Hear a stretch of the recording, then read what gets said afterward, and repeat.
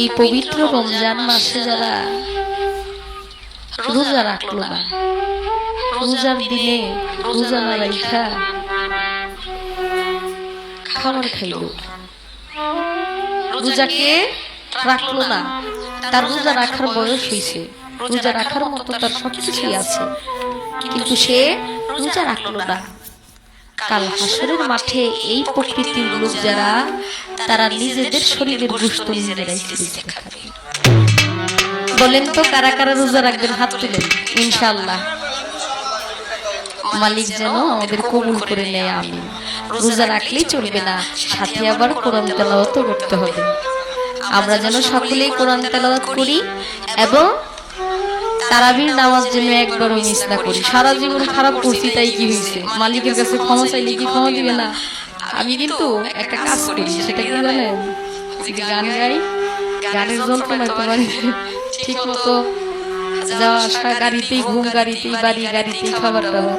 এই রোজার মধ্যে আমি ফোন টোন বন্ধ করে 1 মাস পর্যন্ত ঘরেই থাকি, বের হই না।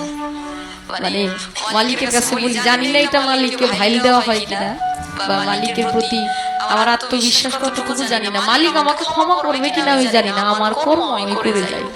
অবশ্যই কোরআন শরীফ খতম দেওয়ার চেষ্টা করবেন, আমিও যেন দিতে পারি 2-1টা, একটা তো অবশ্যই ইনশাল্লাহ দিব, এরপরেও যেন 2টা বা 3টাও হয়ে যেতে পারে, এরকম মনোবিশ্বাস, ভালোবাসা। আর যারা কোরআন শরীফ পড়তে পারেন না, যারা কোরআন শরীফ পড়তে পারেন না, মেয়ে পড়তে পারে বা ছেলের বউ পড়তে পারে, পাশে বসে কোরআন শরীফ পড়া শুনবেন। কোরআন শরীফ পড়লে একটা মানুষ যতটুকু সওয়াব পায়, তার পাশে বসে যে শ্রবণ করবে মনোযোগ দিয়া, সে ঠিক ততটুকুই সওয়াব পাবে। আর চেষ্টা করবেন রোজার মধ্যে যারা পড়তে পারেন না, একটা করে কায়দা কিনে একটু একটু শেখার চেষ্টা করবেন। আপনি তো চেষ্টা করছেন, একটা হরফ শিখলে বা একটা হরফ পড়লে 10টা নেকি হবে, 10টা নেকি হবে। তার জন্য বলবো আপনারা দিনের পথে আসেন, মালিক যেন সকলকে দিনের পথে নেই।